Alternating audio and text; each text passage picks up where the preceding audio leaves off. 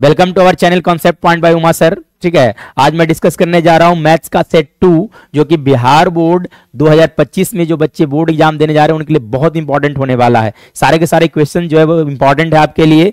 इसमें से कम अगर बात किया जाएगा तो अबाउट 70% या तो 75% क्वेश्चन जो है आपके बोर्ड एग्जाम में टैली करेगा ही करेगा। ठीक है ना, देखा जाए क्वेश्चन नंबर 1 से स्टार्ट किया जाए।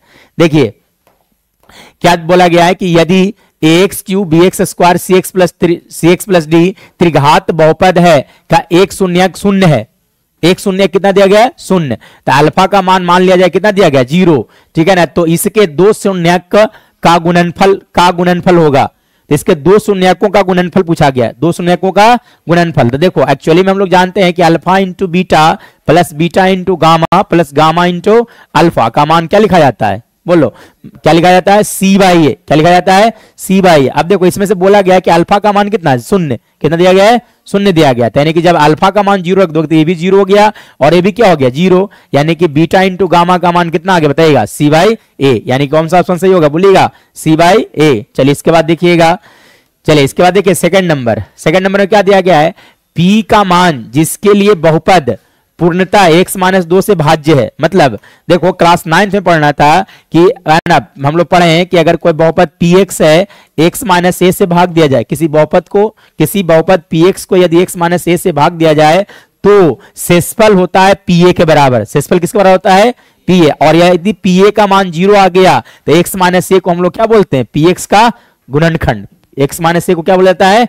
px का गुणनखंड परिमेय। यानी कि अब x से क्या रख देना है? 2। कितना रख देना है? 2। और इसका मान कितना होना चाहिए था? 0। कितना होना चाहिए था? 0। तो यानी कि p2 का मान कितना होगा बोलिएगा? 0। रख दीजिए 2। तो 2 जब रखोगे 2 का क्यूब कितना हो गया? 8। फिर 2 रखने पर यहां पे कितना आएगा? 2 का स्क्वायर 4। 4 गुणे 4 कितना हो गया? 16 minus 2p plus 8 equal to क्या लिख दोगे? 0 लिखा जाए। यानी कि माइनस 2p है ना, कितना हो गया? प्लस 32 इक्वल टू क्या लिखा जाएगा? 0। मतलब माइनस 2p इक्वल टू कितना हो गया? माइनस 32। यानी कि p का मान कितना आ गया? 16। इसलिए p का मान कितना होगा बोलिएगा? 16 होगा। चलिए इसके बाद देखिएगा क्वेश्चन नंबर 3 नंबर में क्या बोला गया? निम्न में से कौन x माइनस 2 बाई बराबर 0 और 3x plus 4 by plus 10 by का हल है?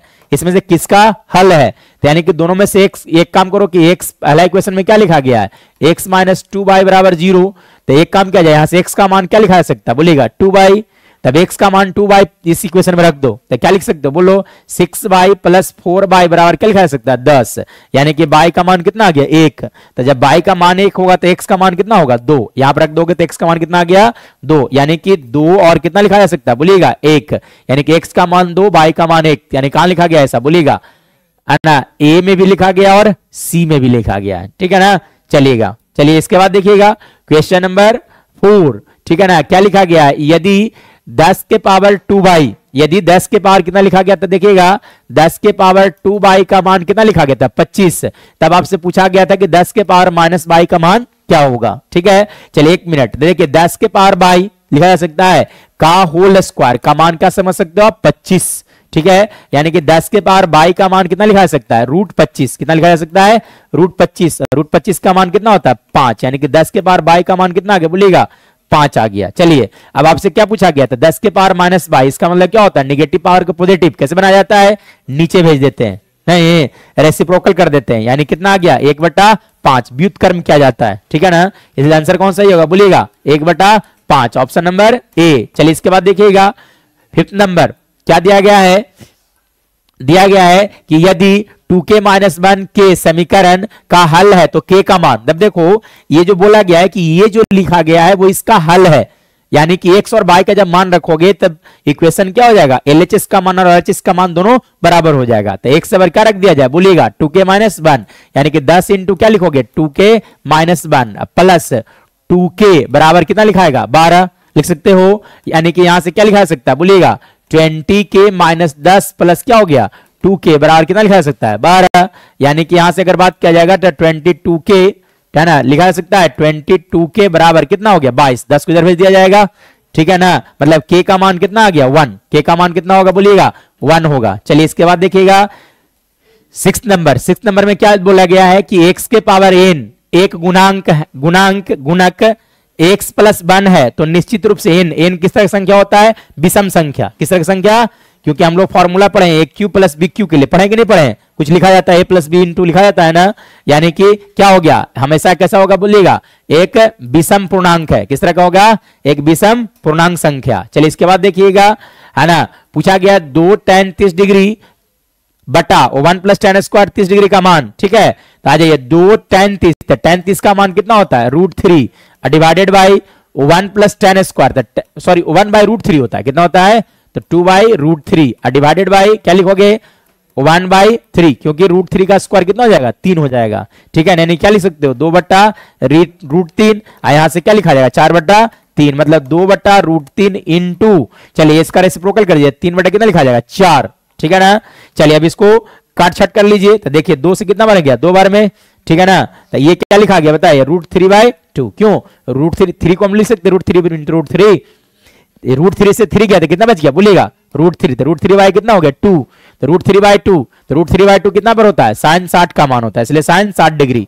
चलिए इसके बाद देखिएगा 8th नंबर, 8th में क्या दिया गया है, यदि sec a का मान cosec b बराबर क्या लिखा गया था, 12, कितना लिखा गया है, 13 बटा 12 लिखा गया, तो a प्लस b का मान, अब देखो sec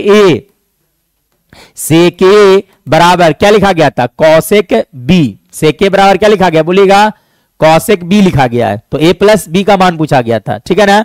sec मतलब यहां से कहा जा सकता है कि cos a का जो मान होगा वो किसके बराबर होगा, sin b का मान होगा, और sin और cos दोनों का मान कितना डिग्री पर बराबर होता है, 45 डिग्री पर, कितना पर, यानी कि a का भी मान 45 डिग्री और b का भी मान कितना होगा बोलिएगा 45 डिग्री, a और b दोनों का मान कितना हो गया 45 डिग्री, तो यानी कि a प्लस b, तो a प्लस b का मान कितना डिग्री हो जाएगा बोलिएगा, a प्लस b का मान कितना हो जाएगा 90 डिग्री होगा, यानी कितना डिग्री बोलिएगा 90 डिग्री हो गया, ठीक है ना। चलिए इसके बाद देखिएगा, है ना, 9th नंबर क्या बोला गया, यदि किसी त्रिभुज में कोण a तथा b पूरक है तो cot c का मान, चलो देखो, है ना, क्या दिया गया है कि त्रिभुज में, ये त्रिभुज है a b c, अगर है इस त्रिभुज में a और ये दोनों को जोड़ के 90 डिग्री आ रहा है, पूरक मतलब कितना डिग्री होता है बोलिएगा 90 डिग्री, यानी कि कोण a जोड़ कोण b का मान कितना दिया गया है 90 डिग्री, कितना दिया गया है 90 डिग्री दिया गया है। तो देखिए लेकिन त्रिभुज में सभी कोणों का योग कितना होता है बोलिएगा 180 डिग्री, कितना डिग्री होता है 180 डिग्री, तो a जोड़ b का मान कितना हो गया 90 प्लस कोण c का मान कितना 180, मतलब कोण c का मान क्या लिखा जा सकता है 180 माइनस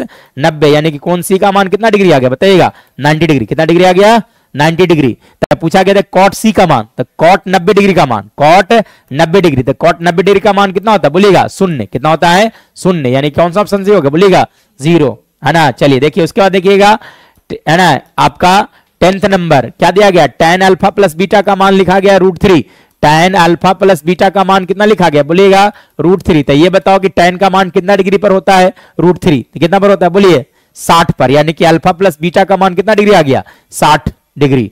अब देखो यहां से क्वेश्चन में क्या लिखा गया, tan अल्फा का मान क्या लिखा गया 1/√3, यानी कि अल्फा का मान कितना डिग्री हो गया 30 डिग्री, क्यों, क्योंकि tan 30 डिग्री का मान कितना होता है 1/√3 होता है, इसी कारण।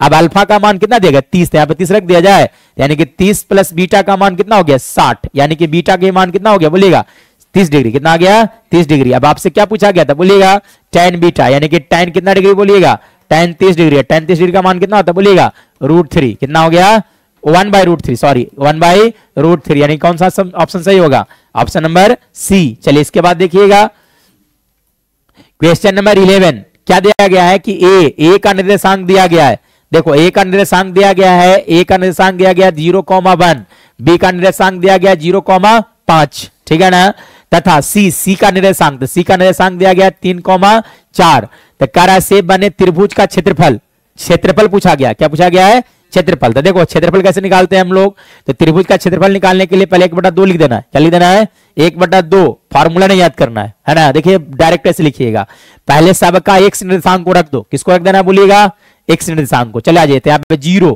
ब्रैकेट खोल देना है, फिर यहाँ पे क्या लिख दो 0 ब्रैकेट खोल देना है, ठीक है ना, यहाँ पे क्या रख दो 3 और क्या खोल देना है ब्रैकेट बंद कर देना है, इस तरह से, ठीक है, लिखने आया। चलिए अब हम लोगों ने कहां से स्टार्ट किया था लिखना बताइएगा, यहां से स्टार्ट किया था।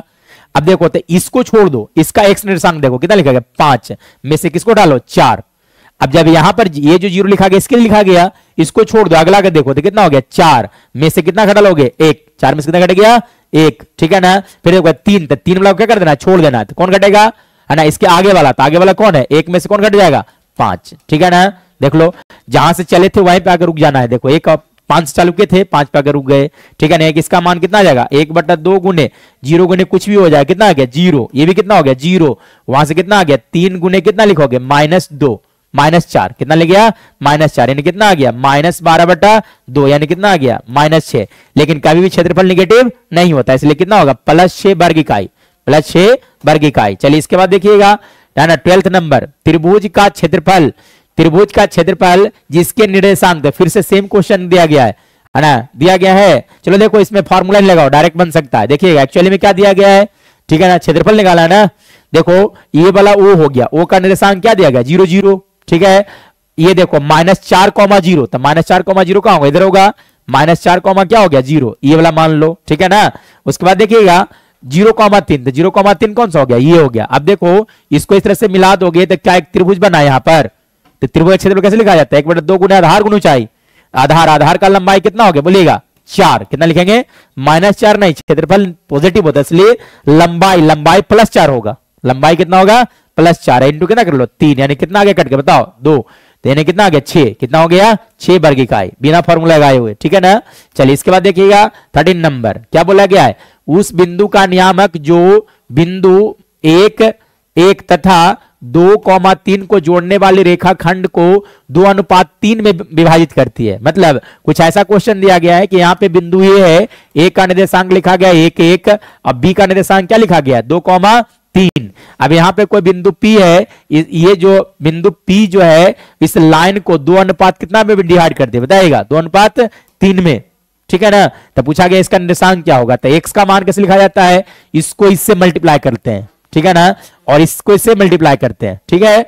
यानी कि 2 गुने कितना लिखोगे 2, तो कितना आ गया 4, 3 गुने कितना हो गया 3, अब बटा दोनों का योग यानी कि 5, यानी कि x का मान कितना आ गया बताइएगा 7/5। फिर y का मान निकालो, तो y का मान इसको यहां से कितना आ गया 6, फिर 3 को यहां से कितना आ गया 3, अब बटा क्या लिखोगे 5, यानी कि y का मान कितना आ गया बोलिएगा 9/5, यानी कि 7/5 और 9/5 कहां लिखा गया ऑप्शन नंबर ए। चलिए इसके बाद देखिएगा क्वेश्चन नंबर 14, बिंदु -3 4 के मूल बिंदु से दूरी, मूल बिंदु से दूरी जब भी निकालना होगा ओरिजिन से तो क्या करना है इसका स्क्वायर, तो 9 + 16 यानी कितना आगे बताइएगा √25, यानी कितना आगे बोलो 5, कितना हो गया 5, है ना। तो कितना आंसर हो गया बोलेगा ऑप्शन नंबर डी, ठीक है ना। मूल बिंदु से दूरी जब भी पूछता है तो x स्क्वायर प्लस क्या लिख देना है y², मतलब जो दिया हो उसी का स्क्वायर करके रूट में ले लेना है, ठीक है ना, जब मूल बिंदु से पूछा जाएगा तब। चलिए इसके बाद देखिएगा क्वेश्चन नंबर कौन सा 15, ठीक है ना।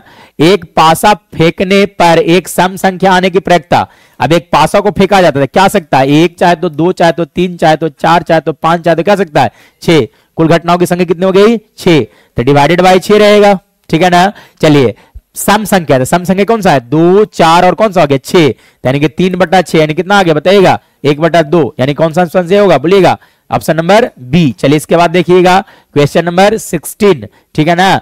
5 sec स्क्वायर -tan स्क्वायर, चलो इस तरह क्वेश्चन बार बार पूछा गया, सेट 1 में भी था, ठीक है, याद है कि नहीं, है ना। चलिए तो देखिए क्या लिखा गया 5, तो 5 कॉमन ले जाए, sec स्क्वायर माइनस क्या बच जाएगा tan स्क्वायर, मतलब 5 गुने कितना हो गया 1, क्यों इसका मान कितना लिखा जाता है 1, यानी कि ओवरऑल कितना आंसर आ गया बताइएगा 5, यानी कि 5 होगा। चलिए इसके बाद देखिएगा क्वेश्चन नंबर कौन सा आ जाइए 17, एक निश्चित घटना की प्रयत्ता होती है, तो निश्चित घटना की प्रयत्ता हमेशा कितनी होती है बोलिएगा, निश्चित घटना की प्रयत्ता हमेशा कितनी होती है 1 होती है, ठीक है ना। अनिश्चित का 0, -1 तो होता ही नहीं है, ठीक है ना। चलिए इसके बाद देखिएगा है ना, देखिए 18 नंबर, किसी रेखा खंड AB को 2:3 में बांटना है, AB को किस अनुपात में बांटना है, देखो जैसे रेखा खंड है इसको हम लोग को 2:3 में बांटना है, कितना रेशियो में बांटना है 2:3 में बांटना है, रचना से क्वेश्चन है, ठीक है ना।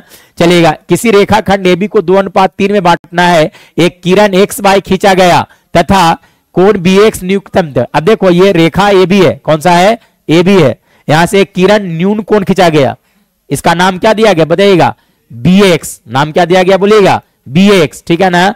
BX एक न्यून कोण बनाया गया, अब दूरी बराबर A1 A2, तो देखो यहां पर दोनों को जोड़ लो, क्या करना है दोनों को जोड़ना है, 3 जोड़ दो कितना हो गया 5, तो इस लाइन को बराबर बराबर दूरी पर A1 A2 5 बराबर भाग में बांटते हैं, कितने भाग में बांटते हैं 5 बराबर, A1 A2 A3 आगे क्या हो गया A4 और क्या हो जाएगा A5, कितने भाग में बांटना है अनुपात को जोड़ लेना। यहाँ पे अगर रहता है 4:7, कितना रहता है?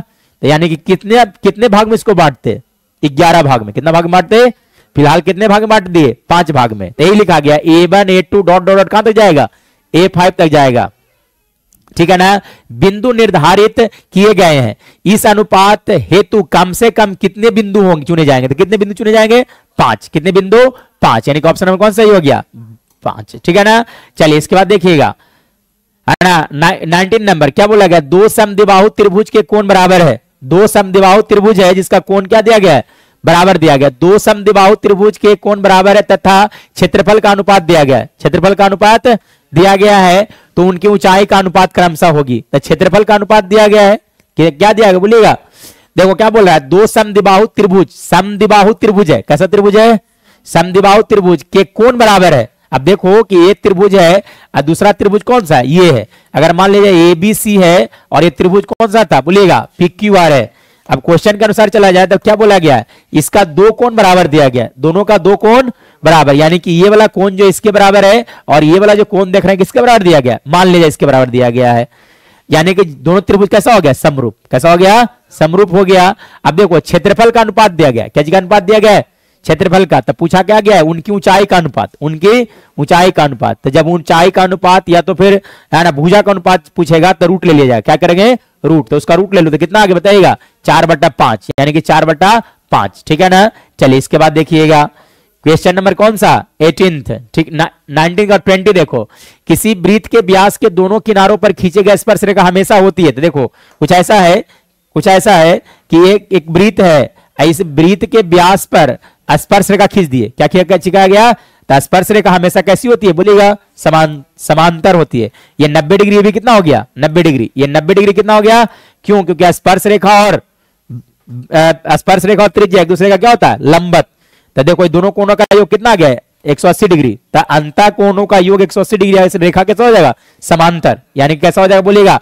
समांतर। कैसा हो जाएगा? समांतर हो जाएगा। उसके बाद देखिएगा 31 नंबर, यदि PA तथा PB किसी बिंदु P से O केंद्र वाले, जिस तरह से है PA तथा PB बिंदु के इसका केंद्र कहां पर है? O पर है ना, वाले वृत्त पर खींची गई स्पर्श रेखा। देखो दोनों स्पर्श रेखा है। इसका क्या नाम है? इसका बताइएगा? PA और क्या हो गया? PB हो गया। दो स्पर्श रेखा दिया गया है, ठीक है ना। रेखा है, ये क्या लिखा हुआ है? ठीक है ना, 80 डिग्री है। कौन सा कोण दिया गया बोलिएगा? अब यहां पे तो कुछ है ही नहीं, है ना, पता नहीं कौन सा भाषा लिख दिया है, ठीक है ना। 80 डिग्री है। एक मिनट, यदि PA तथा PB किसी बिंदु P से O केंद्र वाले वृत्त पर खींची गई स्पर्श रेखा है, 80 डिग्री है, तो POA क्या पूछा गया है? चलो एक मिनट, POA पूछा गया है। कौन सा कोण पूछा गया है? POA, मतलब ये वाला कोण पूछा गया। मान लो ये झुकाव कितना डिग्री होगा? दोनों के बीच का कोण मान लीजिए कितना डिग्री है? 80 डिग्री है, मान लिया जाए, है ना। कितना डिग्री दिया गया? 80 डिग्री। तो ये जो केंद्र से इस बिंदु को बाहरी बिंदु को मिलाया जाता है ना, तो इस कोण को समद्विभाजित करता है। यानी कितना डिग्री हो गया बोलिएगा? 40। भी कितना हो गया? 40। ये कितना डिग्री होता है बताइएगा? 90। तो ये 90 40 कितना हो गया बोलिएगा? 130 थे। यानी कितना हो गया त्रिभुज के लिए बताइएगा? 50। कितना हो गया? 50। देखो यानी कि ऑप्शन नंबर कौन सा होगा? ए। अगर ऐसा दिया होगा तो, ठीक है ना, कंडीशन अप्लाई, दोनों स्पर्श रेखाओं के बीच कितना डिग्री कोण दिया होगा? 80 डिग्री दिया गया होगा। चलिए और आगे देखिएगा 22 नंबर में क्या दिया गया है ना, कह रहा है कि एक 14 सेंटीमीटर ऊंचाई वाले बेलन का वक्र सतह का क्षेत्रफल दिया गया है। तो देखो ये बेलन का ऊंचाई कितना दिया गया? 14 सेंटीमीटर, ठीक है ना। बेलन के वक्र सतह का क्षेत्रफल क्या चीज दिया गया है? वक्र सतह। वक्र सतह का फॉर्मूला क्या होता है बताइएगा? 2 पाई आर एच का मान कितना दिया गया? देखो तो 264 दिया गया है। तो इसका आयतन क्या पूछा गया है? आयतन। चलिए आ जाइए, तो पहले रेडियस निकालना पड़ेगा। तो 2 × 22/7 × r × क्या कर लो? h। यानी कितना लिखाएगा बोलो भाई? लिखाएगा। चलिए अब इसको एक काम कीजिएगा, काट छाट कर लीजिए। चलिए तो देखो पहले तो इसको 7 से कितना बार में गया? 2 बार में गया, है ना। चलो ये 2 से काटो इसको, तो कितना आ गया? 132 होगा ना, 132। अब देखो ये कितना बार कट गया इससे बताइएगा? 6 बार में। इसलिए 2 बार का, हाँ एक मिनट, ये कितना बार गया? 3 बार में। यानी कि r का मान कितना आ गया? 3। त्रिज्या का मान कितना आ गया बोलिएगा? 3 आ गया। त्रिज्या कितना आ गया बोलिएगा? 3। अब क्या पूछा गया था? आयतन। है ना।